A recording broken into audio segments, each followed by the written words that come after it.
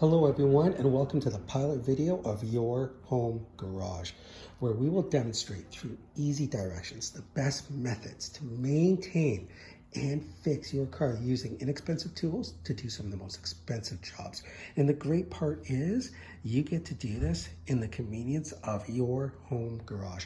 So let's get started today. And the first thing we're going to do is we're going to change the hydraulic clutch fluid in this 2007 Corvette Z06. So the first thing we're going to do is make sure the car is cool and then pop open the hood.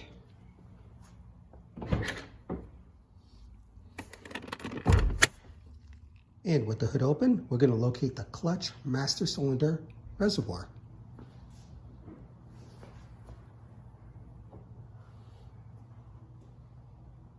So, when manual transmissions are driven aggressively, they can sometimes fall prey to clutch pedal issues. Some of these symptoms include things like your clutch pedal is hard or soft, or you've slowed a return, or even hung up midway. What if it actually gets stuck on the floor? These misbehaviors are commonly called clutch pedal woes. So let's take off the cap and see the condition of our clutch fluid.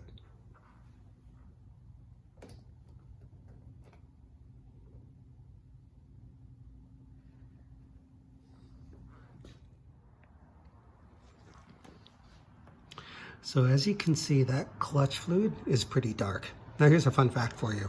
Did you know that clutch fluid is the same as brake fluid? And over time, it degrades. And you know what? It's normal for your clutch fluid to turn brown or darken over time. So no need for alarm. Now there are three reasons why that clutch fluid darkens over time. The first one is through heat that's produced during aggressive driving, such as high RPM, up and down shifts.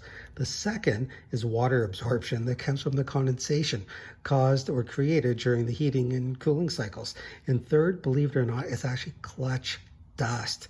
Those abrasions that circumvent the main actuator seal during clutch in and clutch out.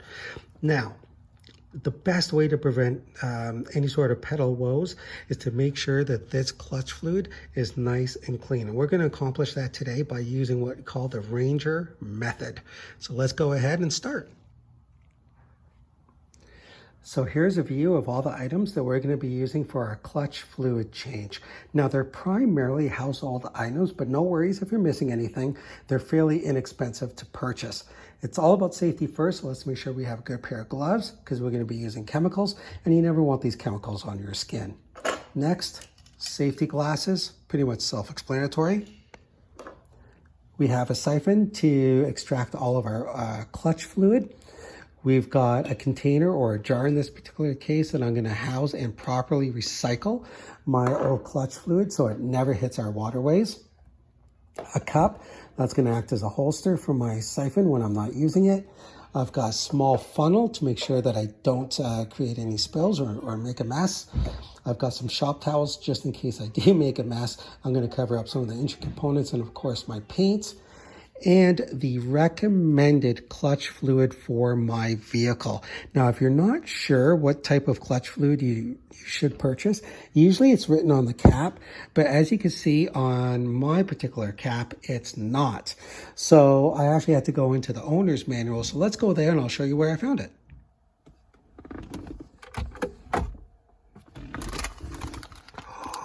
That's where that went.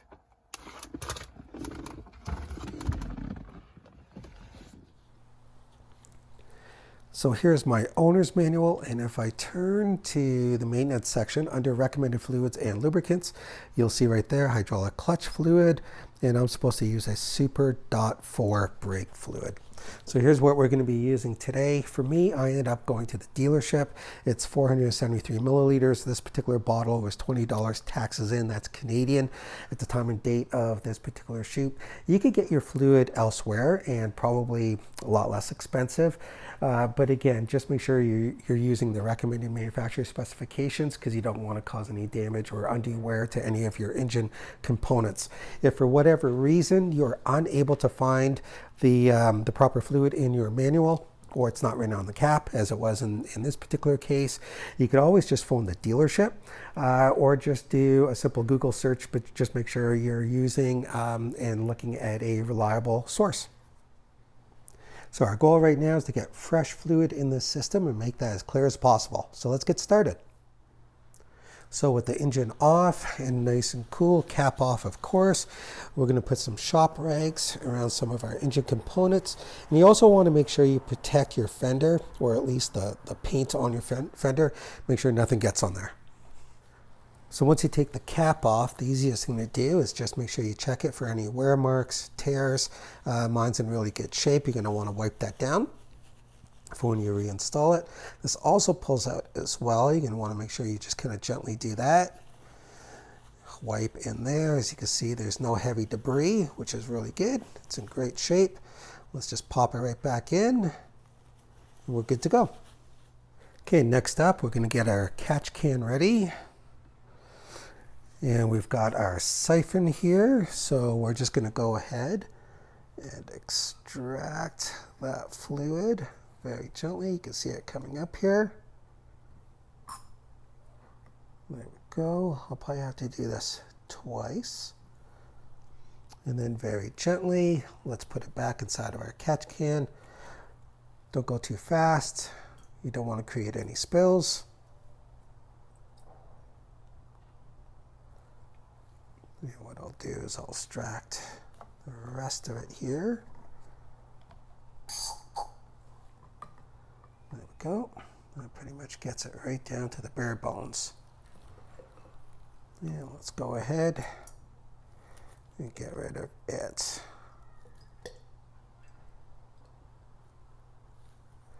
Just like that.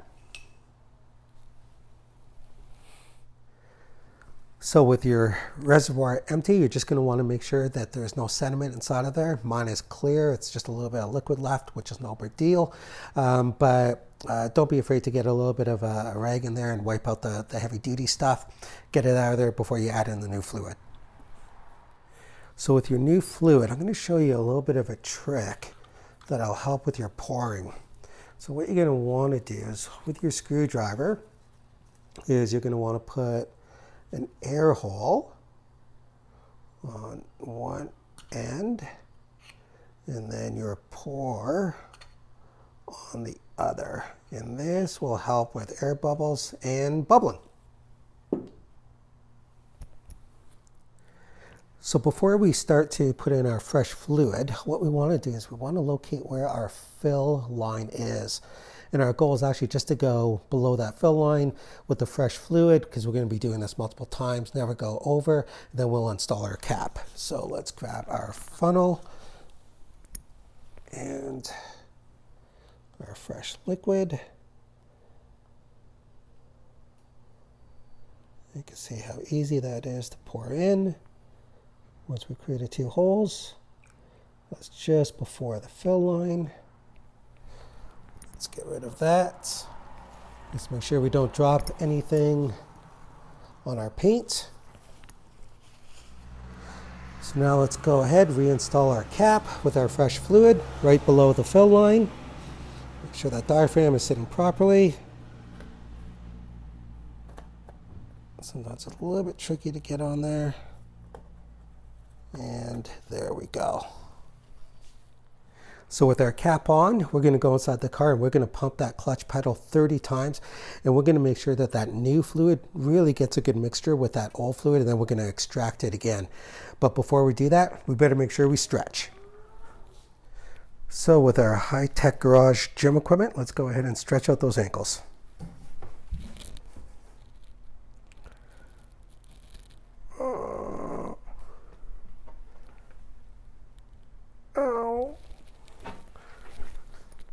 So now that we're all limbered up, here we are back in the car. And what we're going to do is we're going to pump that clutch pedal 30 times. So that means from full top to full bottom, all the way back to full top. And what we want to do is make sure that we get a good blend of that new and old clutch fluid for reinspection. So let's go ahead and do that.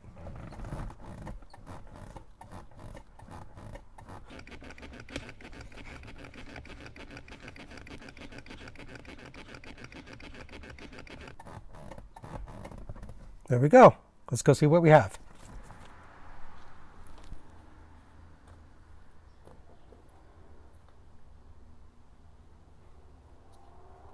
So as you can see, that fluid is still pretty dark. So we're going to go ahead and repeat this exact same process. And we're going to do it as many times as needed to get that fluid nice and clear. So I'll see you back in a moment. So it's only been a few minutes and we're actually all done. But I want to give you a visual of how clear that fluid actually became just even after a few cycles.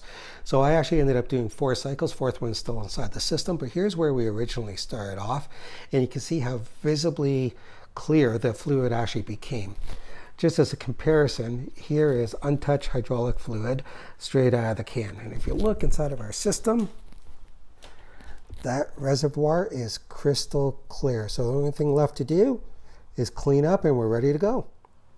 So we've cleaned everything up, the cap's back on. The only thing left to do is take that old clutch fluid for proper recycling.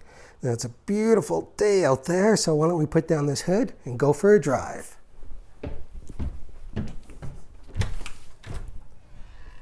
Hey, hon, do you want to go for some ice cream? I'm not talking to you right now. Well, looks like it's going to be another solo ride. So tune in next time to Your Home Garage, where we're going to tackle the windshield. And I'm going to give you some hints and tips to keep that clean, just as if you rolled out of the showroom. And it looks like the first windshield we need to tackle is that Honda Odyssey. Look at that thing. Ugh. So if you liked the video, give it a thumbs up, share it with your friends, and subscribe. Okay, we'll see you next time.